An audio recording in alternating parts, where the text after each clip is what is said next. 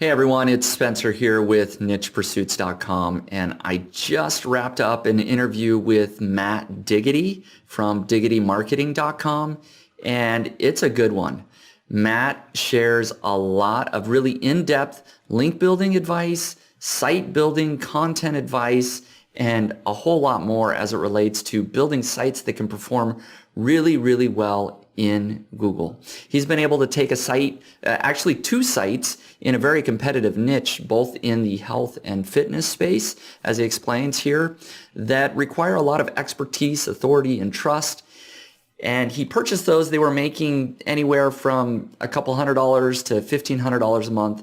And now he didn't give exact numbers, but his goal by the end of the year is to have them making $100,000 a month combined. So two sites making $100,000 by the end of this year. And so he's on a really good trajectory. They're growing quickly, and he's going to share the exact strategies. And as he says, he hasn't shared these exact strategies anywhere else. And so I hope you'll listen in to understand how many links should you be building for each and every article that you produce? What's the content velocity that you should be looking at when you are trying to compete against really competitive sites? And how do you establish expertise, authority, and trust on your site and off your site? There's some really interesting tips that, I'll be honest, I haven't applied to my own site, but I'm going to go and do that. And so you're going to find all of that in the interview. As well, Matt does have a link building service called Authority Builders, and he's willing to offer the Niche Pursuits audience for a very limited time, just for the first week that this interview is released. He's giving free consultation calls.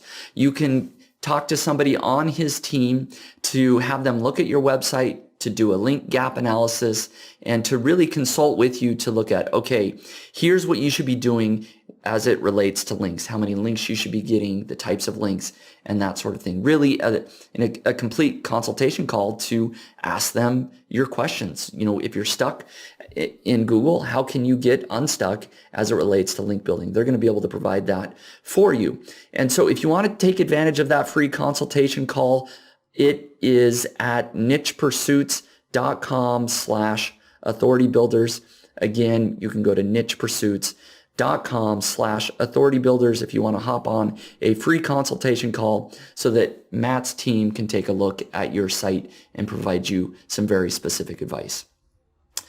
But overall, I'm very excited to have Matt Diggity on the podcast to pick his brain, to talk business, and just really hear from him what's working really, really well right now. So here's the interview.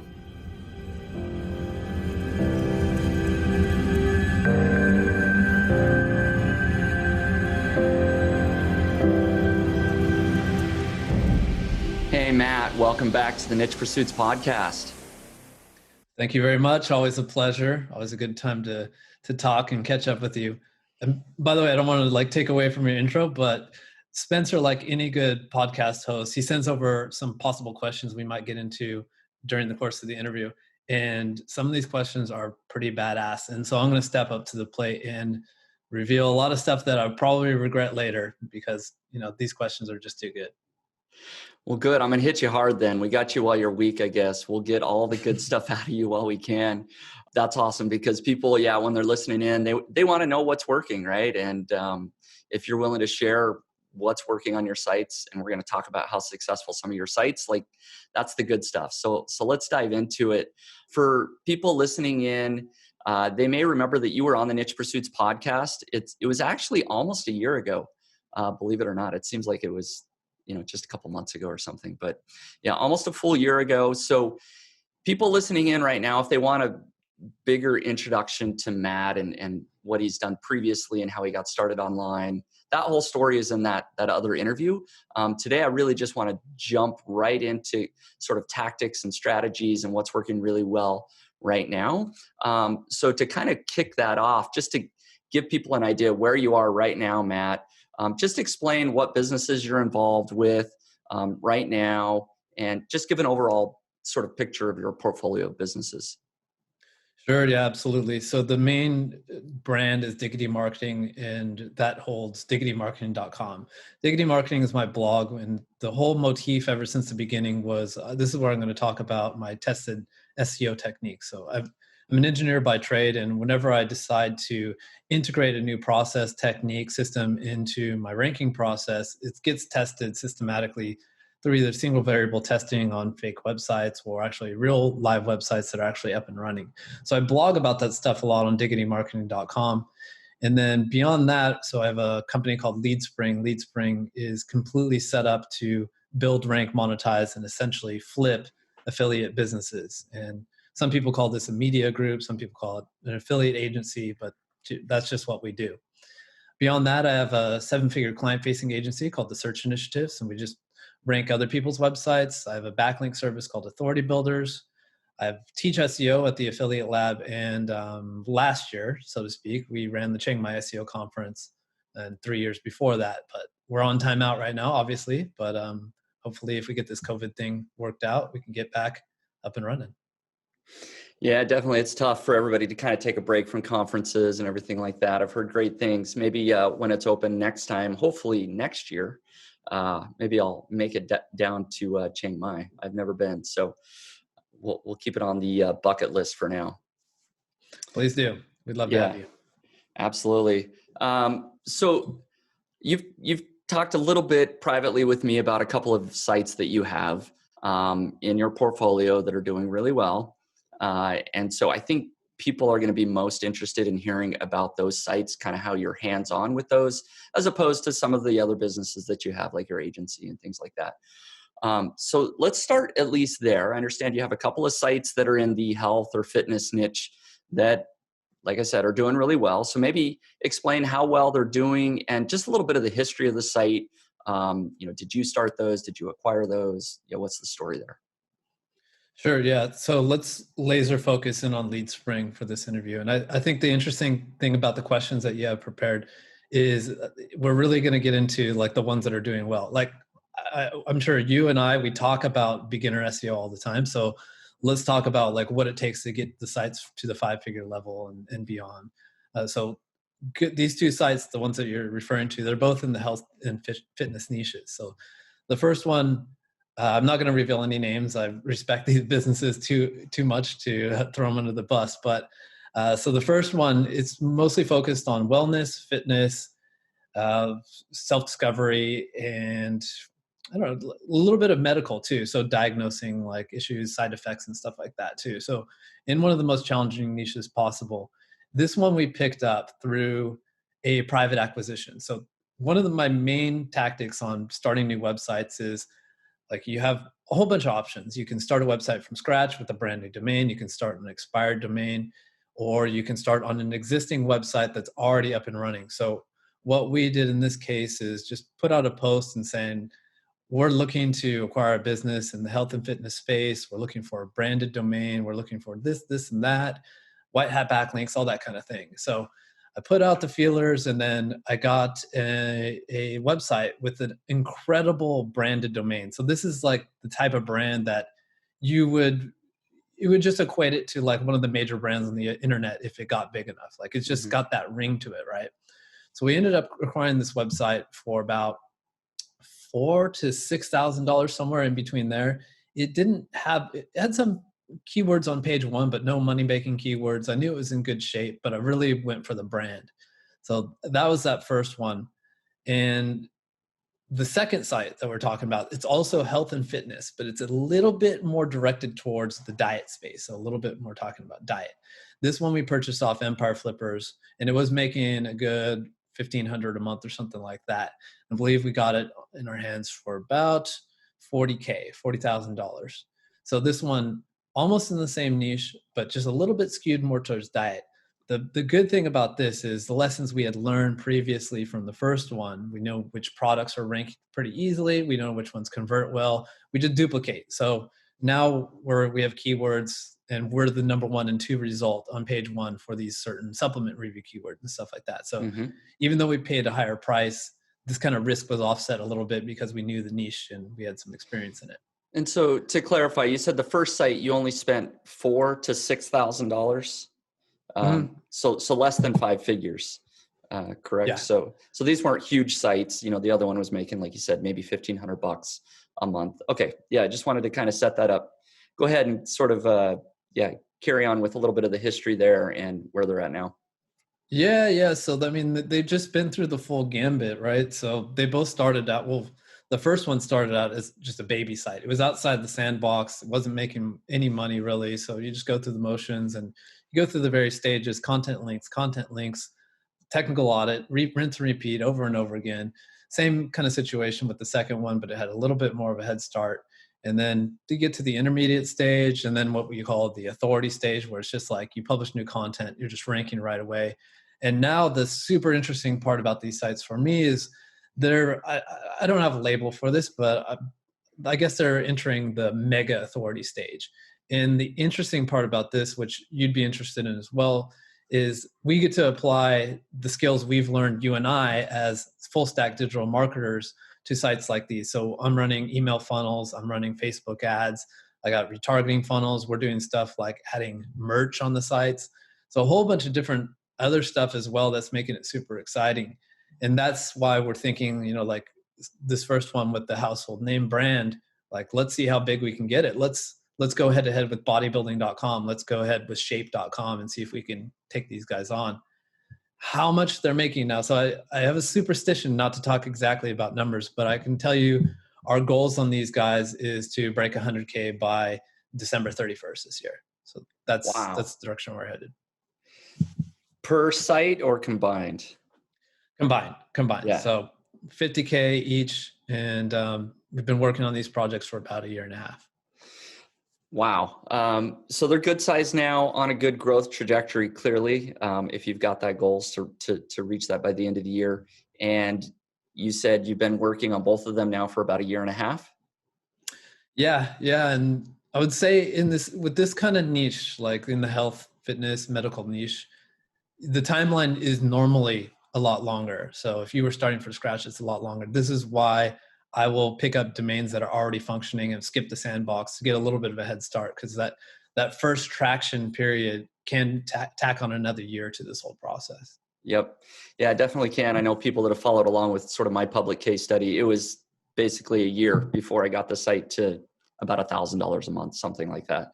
So it does. So you skip a lot of the early stages of the process, but still going from, call it $1,500 a month to whatever it is, five figures now in a year and a half is significant. A lot of people never get over that $5,000 or $10,000 a month. So I want to dig into why and how you were able to do that, and specifically in this particular niche, right? Because there are some additional challenges that come in the health and fitness space. We've all heard about your money, your life, and it sounds like those fit into that category when you're talking about even getting into some medical advice a little bit on some of your sites, it sounds like.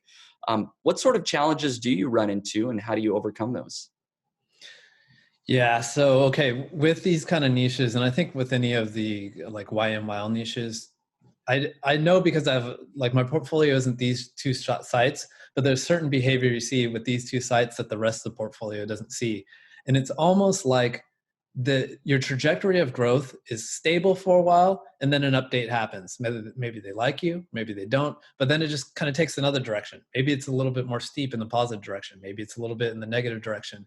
And it's almost like no change happens in between those times, except when I do something. I'll tell you what that something is later. Okay. But it almost seems like flat growth or positive growth, but it's also always like the slope of that line is always the same the whole time.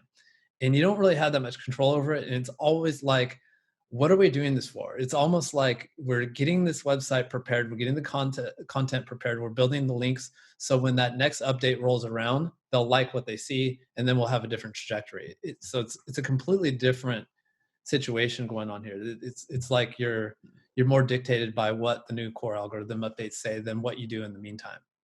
Now, that's one of the most significant things. On top of that, they're super competitive. So your biggest ranking factors are content velocity and link velocity. So no matter what, we really have to like try to out hustle everyone else when it comes to content and links. And usually if someone starts to pull ahead or beat us, it's usually we slip back in one of those categories. They're either bigger than us in terms of content size, or they're bigger than us in terms of backlink velocity or total number of backlinks. So it's a pretty big investment. Lastly, as you duly noted, in these kind of niches, YMYL niches, your money, your life, we have to think a lot about E.A.T, expertise, authoritative, and trust. And we get really tin hatty. Like the kinds of things we do for E.A.T, I guarantee the algorithm doesn't check right now. But when you're in this mindset of how do we impress them on the next update, you need to start thinking ahead and think, okay, what will they be able to check in the future? Maybe not now, maybe 3 years from now. So like, what can we do to improve our sites? So can you give us some of your top strategies for expertise, authority, trust? What are things that maybe you're looking at right now that certainly are important right now, but maybe what are some of those things you alluded to that, maybe you don't know that Google's looking at right now, but maybe they will in the future? Yeah. Okay. Okay. I'll do the what we're doing right now first because I'll look less crazy, and then we'll get into how tin hat I am later.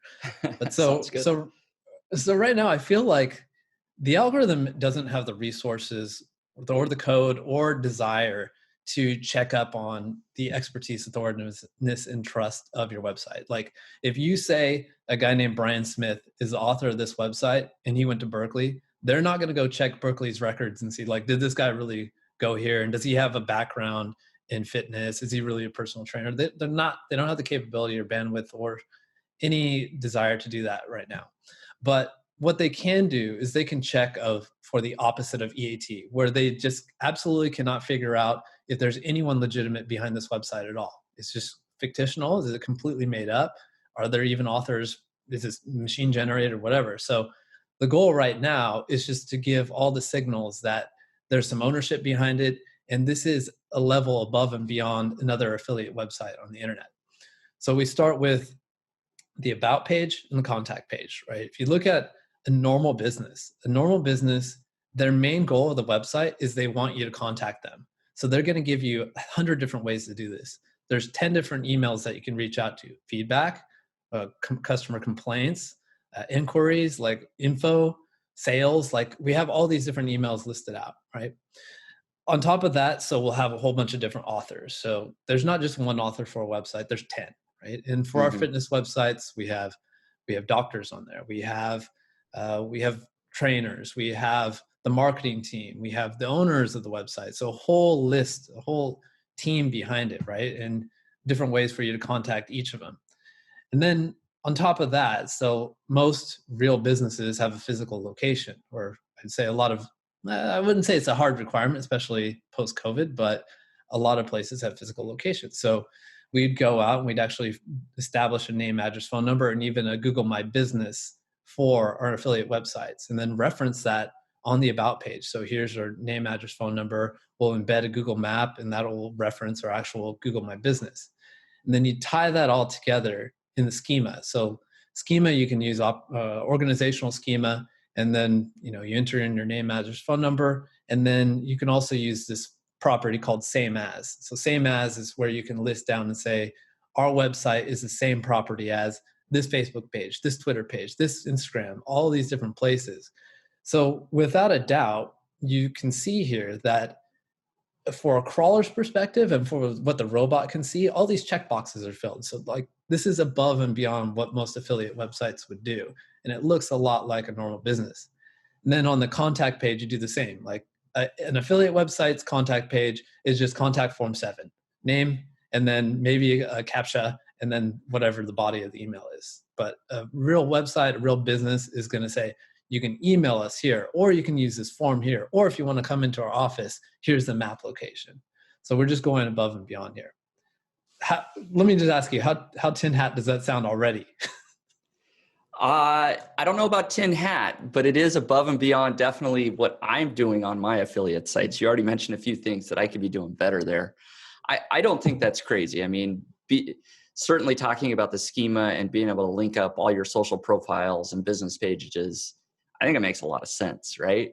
And I think it's something that probably most affiliates are not doing. So I don't think it sounds too crazy yet, but it sounds like maybe you've got more that is a little bit crazier. Yeah. Okay. Well, just to rewind a little bit, like the stuff I just talked about now, it isn't that hard to do. This is just someone's shitty afternoon. Pardon my French. It's just someone's bad afternoon, and you do it once and it's done, right? So now let's get into what I'm doing to future-proof my sites. And a lot of the times when I'm doing masterminds or sitting down with folks like you, smart people in the space, like these are the kind of questions I'm asking. Like, what do you think that they'd be able to figure out with infinite computing resources? So now we're doing stuff like getting real people to be authors on our websites. And I have a couple different techniques. So the first one is I just made a blog post about this. So this is called the influencer pitch. And you just reach out to budding influencers in your niche. So someone who's just starting to start like a fitness Instagram or a fitness YouTube channel, you reach out and say like, hey, I got this website. This website ranks for these different things. We're looking to compete with these other websites. We're looking to grow big. We're looking for someone to be the face of the brand. So would you be interested in coming on? We'll put some authorship in your name. And all we're asking in exchange is maybe you come on our YouTube channel every once in a while and make a few videos for us. So it's a solid win-win. And we get huge conversion rate for this. And this also works for doctors as well. So like in the health and medical niche, you can get doctors to represent your brand. You can get fact checkers. So maybe someone who's currently in med school or currently going through like they're doing their undergrad biology or something like that can do some fact checking on your articles. And that looks like that's something that they can put on their resume, like, hey, like when I applied to be a doctor or when I'm going to med school, like, look, I already have this experience doing fact checking here. So you can reach out to these people, and it's pretty easy to do this. Like, honestly, this is also another afternoon's work just to make these outreach emails and stuff like that. There's more gray hat ways to do it too. So if you want a simple way to do it, go to one of the Facebook groups where they do a lot of client SEO, and you just say like, who has a doctor client? Who has a doctor client? And then you're going to have 40 people say, I have doctor clients. Message them and say, do you want a backlink from a DR50 website? All I'm just asking is put your doctor's face on our about page. Boom, done.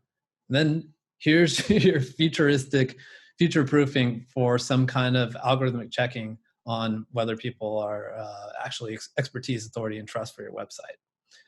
So that would be like the E.A.T type stuff. And other things I think about too is what about like custom images, right? Like maybe that's a sign of a real established website that can be trustworthy if they're not using stock images. So other crazy things we're doing is like we'll go to a coffee shop and we'll hang our logo on the back wall and take 500 pictures, right? And then when it's time to review products, all right, we Photoshop them on top of all of our pictures. So it looks like we're actually reviewing the products. Call that gray hat, call it whatever you want. I look at it as a high ROI way to get featured in custom images. Yeah, I love it. I think it's a way to establish yourself really as a real business, right? This is what real businesses would be doing, as opposed to just the next affiliate website. And so I think that's smart. People can take that and apply that to their business. Related to E.A.T is link building. And I want to ask you, how important do you think link building is for that expertise, authority, and trust? We kind of mostly focused kind of on page stuff you can do to establish your authority there, but certainly link building is still important. And when Google is making these sort of E.A.T updates, as some people might say, is it really the links that's causing the algorithm shifts? Or is it mostly the on-page stuff that you've been talking about? Yeah, that's a good question. I think if we look at the history of Google, it's always been the links that are used to establish the trust of a website. Like that's why Google's Google. That's why they inched out ahead against AOL search engine, against Yahoo search engine, because they put faith in this concept called a backlink, which they're going to use as a vote from one website to another. And I think, right, like that's still out of every SEO ranking signal, they're all manipulatable. Let's be frank. Everything could be manipulatable, but backlinks are the hardest. Backlinks from good real websites are the hardest. So I still think it's probably the biggest signal that can be used to establish expertise, authority, and trust. And are they going to phase that out eventually? I'm sure they'd want to, right? It's I mean, the ultimate goal of Google is just to be able to read every piece of content on the internet and tell you which one's best, but Right. they have to rely on these factors for now. Right. Yeah, I agree. And so as it relates to link building, I want to spend a little bit of time here now because link building is something that can either be really difficult for some people or it can just be really time consuming.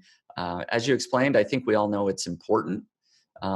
Some people rely on just getting sort of links naturally because they do produce great content. Maybe they do some social sharing and it does snowball and eventually, you know, their sites rank pretty well. I know you're a little bit more active at link building and you talked about link velocity a little bit earlier. So where I'm going with this is because this is a question that I genuinely have. I sort of have my own strategies that I look at, but when I produce a new piece of content, um, I write a new article. So maybe for one of your health sites, you're doing a review on a particular product or something, and you publish that article. You probably looked at your competitors to know how many words or how long the piece of content kind of should be. Um, is that the same process that you follow to figure out how many links? Do you just look at, okay, the average number of links in the top 10 results of Google is 10 links to this page, so I need 10 links. Is it that simple, or is there a little bit more that you do to figure out how many links do you need to build to an article to rank at number one in Google? Right. So that's a really good question. I mean, I completely agree with you. I think the right philosophy to have when it comes to ranking in Google is just see what already worked on page one. The answer is right there. You're playing poker with someone and their cards are showing backwards. So what I do as far as backlinks go is I'll typically look at the top three rankers. Like some people look at the top five, but I don't want to be in the top five. I want to be in the top three. So with the top three guys, and then I'm going to look at all their do follow referring domains going to the exact URLs that are ranking, right? So let's say website number one. This website number one, it's ranked number one for the keyword I want to rank for. It's got 10 links in the DR 20 to 30 category, DR's Ahrefs domain rating. And then from 30 to 40, they have 5 links. From 40 to 50, they have 4 links. So I have a power breakdown. So I have a breakdown per power category. Then I'll do the same for website 2 and 3. And then from these guys, I'll have an average per power bucket. So I know I need, based on these top 3 guys, I need to build 7 links, TR 20 to 30. I need 12 links, 30 to 40, etc. And then I know how many links I have, and then I'll just compute what's the gap. So how many do I need to build in each power bucket to close the distance, so to speak. Now, there's some pitfalls here. So let's say I'm a DR20 website and I'm trying to compare myself against 3 DR60 websites. So a backlink for me isn't the same power as a backlink for them. They got a whole bunch of power already from their whole overall domain authority and internal linking, which you know very much about. So what you need to do is you need to multiply by a scaling factor. And the scaling factor is exponential. Like to get from a DR20 to 30 is much more to get from, or much less than get from 30 to 40. So there's an exponential scaling factor that you need to consider. Also, you don't want to, what I like to call black sheep yourself. Like if everyone's ranked on page one with 10 links, then you don't want to be the one sending 20, right? Because that makes you stick out like a sore thumb. It's just diminishing returns, and you can just dig a hole for yourself. So in that kind of case, you would max out on the niche, or max out on how many links you need to send to that URL based on the max of the niche. And you would send more links to these pages that are internally linking to the one you want to rank. That's how I do it pretty much. Yeah, I think that's really smart. I like that strategy a lot. And so to follow up on that, so if you figured that you need X number of links in this 30 to 40 DR category, let's call it 5, but you don't feel like you can get those links, are you going to be able to get there if you build 10 less valuable links sort of in the, call it the 20 to 30 range, right? Can you kind of double up on lower quality links? I know I'm kind of setting this up, but have you seen that work, right? So if you do get those twice as many links, but maybe they're lower value, can you still rank even though the sites maybe have a fewer more valuable links? I definitely wouldn't build below it, right? So if you're supposed to build in the 30 to 40 category, I don't think you're doing yourself a favor by building in the 2030 to replace those. I like to think of links to supply different types of metrics. Power, which comes from PageRank algorithm, but also relevance, which is pretty easy to establish, but also trust. Trust is the one that comes from your high authority links, right? So while you might be filling the power category with the same amount or even more of the lower authority links, you're still not getting that trust delivery, which is highly required in the health niche, for example. Like I've also played around in some, easy niches that are more niche and don't have any YMYL aspects, and you don't need that kind of like trust. You can rank with gray hat links. You can rank with just garbage, but in certain niches, you definitely want the trust. Yeah. So how are you acquiring these types of links in this particular niche? These ones that are higher domain authority or DR, and maybe are a little bit harder to get.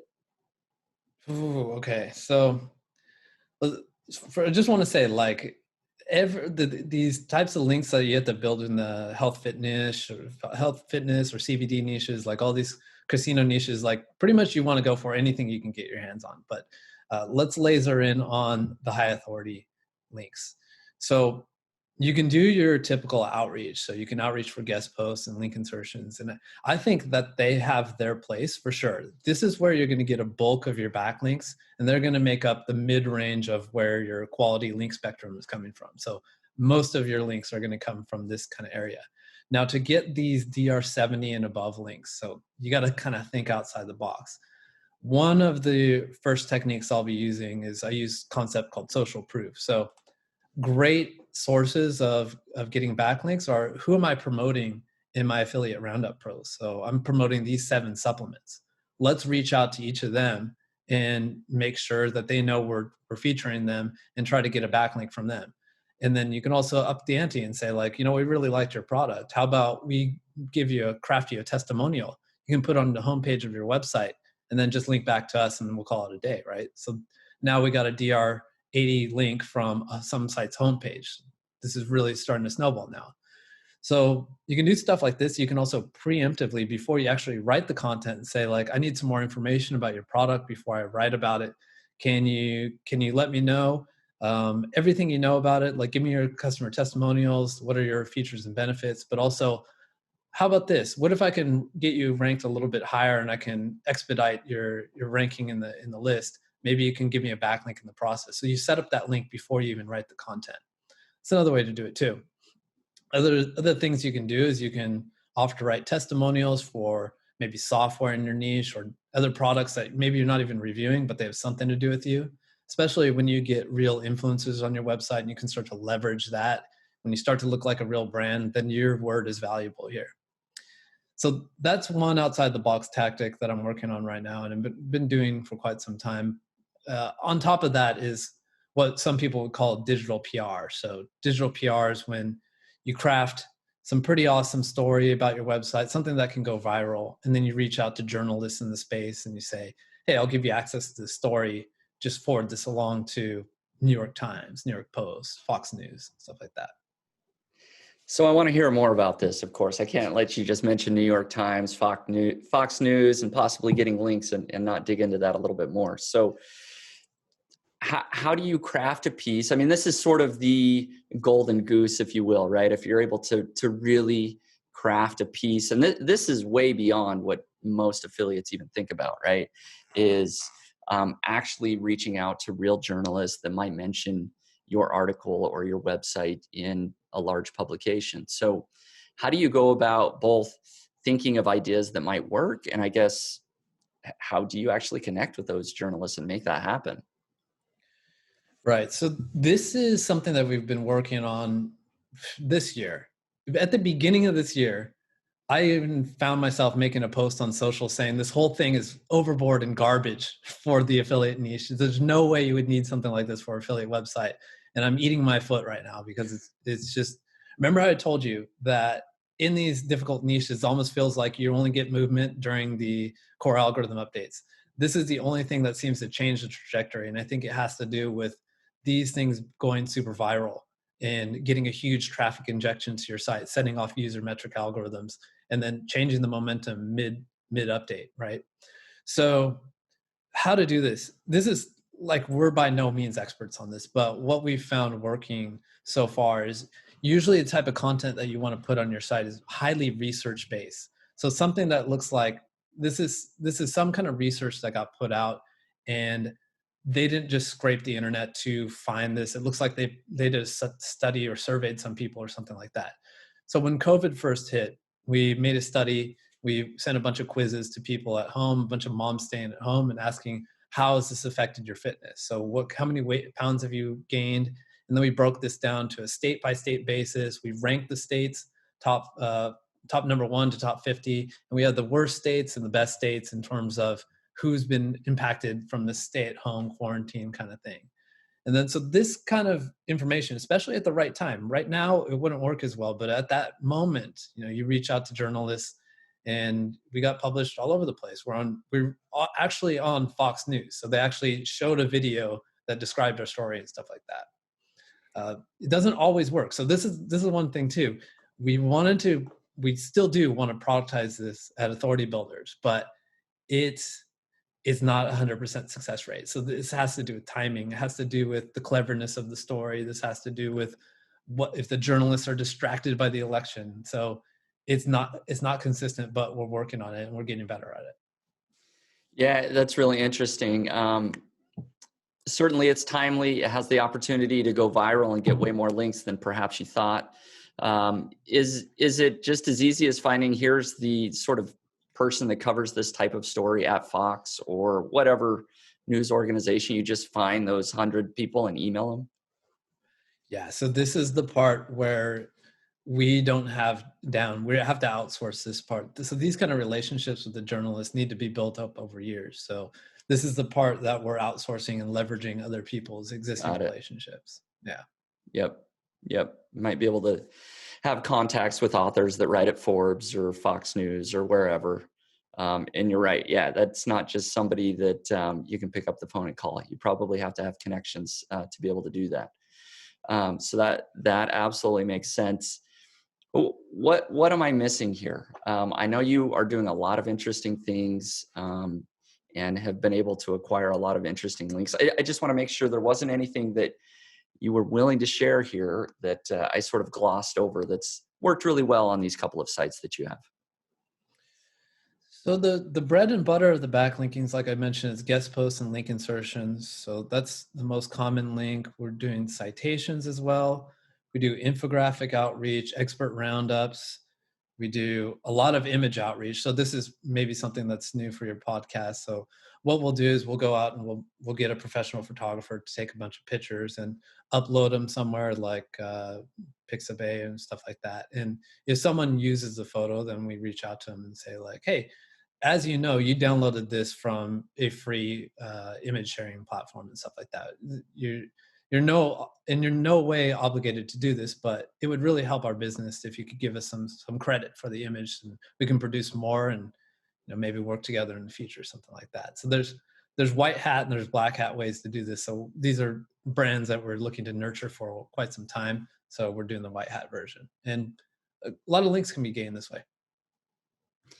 Yeah, what's your success rate on something like that, reaching out to people that have linked to an image? And the reason I ask this is because I know, and I just haven't had time to do it yet, looking at my site, Own the Yard, it does decent on Pinterest, and a lot of people will grab my images either from my site or Pinterest, and they'll put a copy of my image on their site without a link to my site. I see tons of those. So I should probably reach out and say, hey, would you mind just adding, the source is ontheyard.com. But just curious what sort of success rate you have. Is it, 2%, 10%, something like that? Between 3 to 5%, something like that, which is actually not that bad. Considering most guest posts have like a 1 to 2% conversion and they cost money every time. These are free, and 2 to 3% is better. Yeah, absolutely. You mentioned something as well.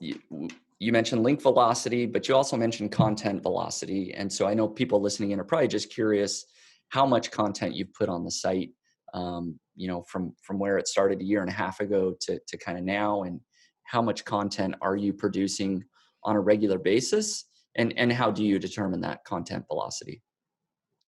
We just try to outpace the main competitors in our niche. And when I say competitors, I'm looking at the people where we want to be, not where we're at right now, where we want to be. So I'll look and see how fast are they producing, and I want to outpace that, because if we just match it, then it'll always look like this. We'll just always be pacing each other together, and we'll always be behind. So basically, we try to outrun them. And in our niches, so in health and fitness, it's about one post a day. So we try to one new post page piece of content per day. And yeah, it's a beast of a system. So there's writers writing at all time, there's editors churning, there's designers uploading all the time. But any type of, I can say it like clockwork. If anytime that I can't figure out why someone's ranking above me, like we have better links, we have better on-site optimization, we've done all the things, our technical SEO is tight, it's always just they have 1,000-page website and we have 300 pages, something like that. It's just there's so much topical relevance that is built, again, as you know, from interlinking and get these pieces of content linking to each other. There's so much left on the table all the time with topical relevance, internal link building. You've made a really smart decision in the industry to capitalize on that and hopefully get people to see the light that interlinking is the key in a lot of cases. Yeah, no, absolutely. And of course, I agree that you can see a lot of that. I actually want to just follow up to sort of the digital PR strategies that you're using. So you are producing a piece of content and you're putting it on your site, and hopefully getting a lot of links from press that's mentioning that. Is that piece of content really something you're trying to rank in Google, or are you just using that piece of content as sort of a link builder that then you are internally linking out to the pieces that you actually want to rank? Really good question. So it's entirely link bait, right? Even the titles that you put behind it, like 45% of Americans that blah, blah, blah, blah, like that has no keyword volume behind it. Yeah, So you set this up, even the title is purely for click and link bait. The right. whole article, no sidebar, you go full width, you have no monetized links in there, no ads running on that page. It is completely clean. Then once that campaign's done, then you toss in those internal links, you can put on whatever you want. Yep. Perfect. Yep. Just wanted to clarify that. That's what I assumed. So very good. We have just a few minutes here. I don't even know if we have time to jump into, I know you have another lead gen site that's done really well, also with LeadSpring, right? It's under that umbrella as well. Maybe you can just give us briefly how well that site's doing, anything different that you're doing there as opposed to these other health and fitness sites.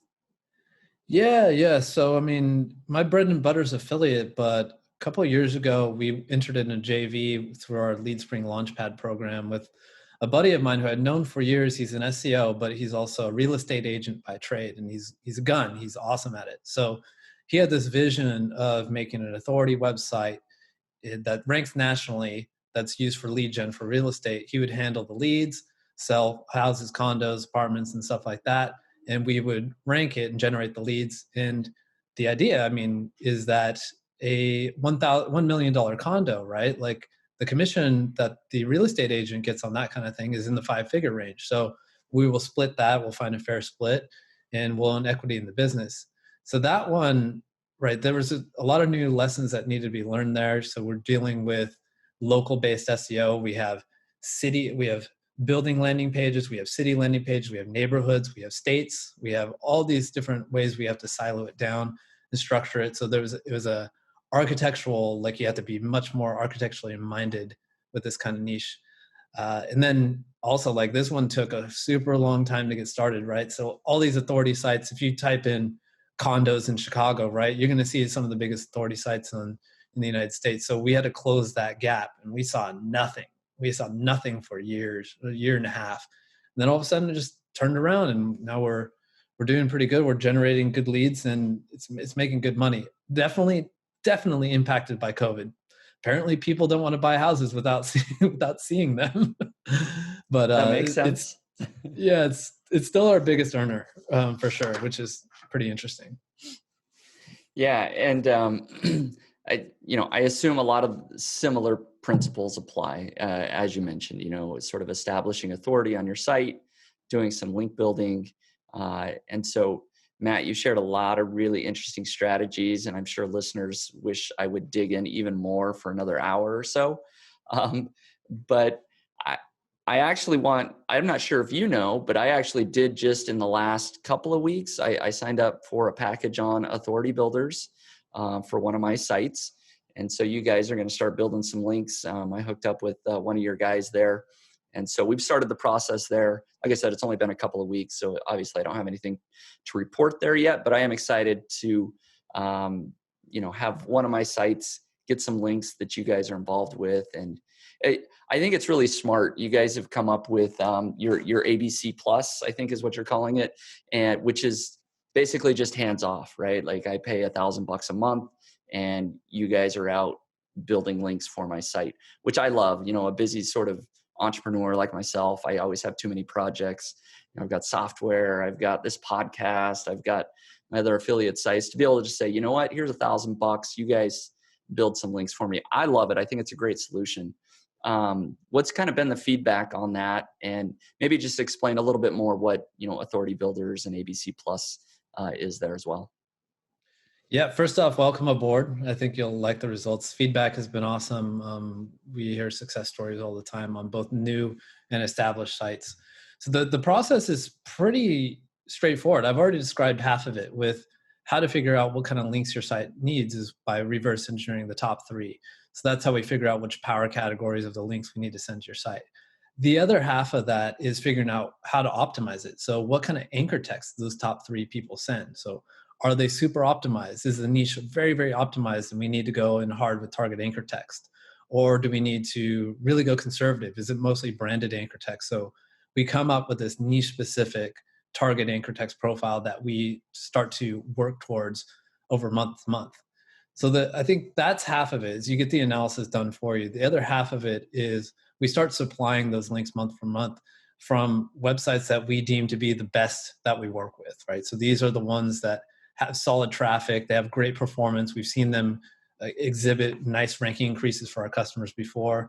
These are all websites, real websites that rank in Google, that have their own rankings. Like if Google didn't like them, they wouldn't rank them themselves, and just rinse and repeat. And it seems like a simple process, so to speak, but there's a lot of that goes into the analysis of it, which is interesting because this month we're offering all this analysis that I talked about, the link gap analysis and the anchor text analysis for free, which I'll supply you with the link to. Yeah. And so, yeah, we are, if people want to sort of take advantage of that, like you mentioned, offering that for free, as I understand, you're going to be able to hop on a call with people, right? And sort of discuss with them their website and sort of the link gap analysis and other issues there, to do a consultation with your team there at Authority Builders.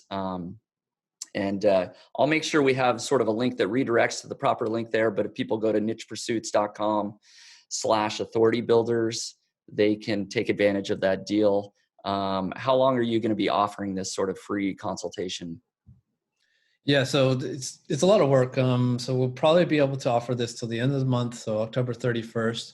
I have to admit that we won't be able to do anchor text analysis for everybody. So let's just say the first 50 people that sign up through your link, we'll do the anchor text analysis for. But for everyone else, we'll do the link gap analysis. So we'll tell you the power categories that you need to build to close the gap.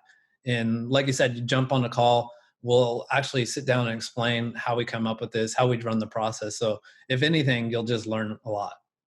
Yeah, absolutely. So people can take that free plan, they can implement it on their own if they want, or if they want to have you guys actually go out and build all the links, based on sort of this plan. It's an easy, sort of, you guys are all set up to do that. You've got the history and ability to make that happen. Yeah, absolutely. That's the whole thing. Yeah. And, it's one of those things, like you mentioned, it's really easy to kind of explain, okay, you need, these types of links, although the analysis is not easy. I guess for guys like you and I, maybe we've been around it a long time and we maybe think that way, but certainly for people that are building sites, the analysis can be the hard part. So I shouldn't brush over that. But I guess the point I was making is that once you get to the implementation stage, you guys have been at this for years. You've got a large network of either site owners or just other relationships that does make link building a lot easier. And so that, for me, I guess, is really the big advantage. Is this the time I can hand it off and let somebody like you guys take it and run with it? That's the way I look at it too. You're either exchanging time or money, and at a certain point in your business, or at a certain evaluation of your business, you might just decide, here's what I'm good at, and this is where I want to put my time, and we'll take care of the rest. Absolutely. Matt, congrats on the success of your businesses. Thank you for diving in and sharing a lot of those strategies with us. Like I said, we could probably go on for another hour here, kind of diving into all the details. But you've given a lot of really good actionable advice, I think, for people that they can go and apply to their own sites. Um, any final thoughts, either just sort of motivational words for affiliate, marketers or people building sites, or any sort of final tips or strategies that I didn't have a chance to cover here? Yeah, maybe just a little bit of motivation. I came from a background, an electrical engineering background. It was hard work, and I always kind of felt like I would either be trading I would always be trading happiness for money. And I could say, whether it be SEO like we're doing, affiliate SEO, whether you're running a podcast like Spencer or running a SaaS business, the key is that it's yours. And this kind of great feeling to wake up and know that you're in control of your destiny, and what work you put in, you're going to get out of it, and you're completely responsible for yourself, is worth its weight in gold right there. You don't have to be super successful. You don't have to be, you just need to be on the right path and know you're doing the right things for yourself and taking care of your own future. That's what it's all about. And keep chugging away. I agree. It's all about having that autonomy to work on what you want, what you're passionate about, be able to apply that to your business, and hopefully be able to see the rewards both financially and time wise, and just being able to, focus, like you said, on what you want to focus on. So Matt, thank you so much for coming on the podcast. I appreciate your time. Always a pleasure. Take care. See you next time. All right. Thank you.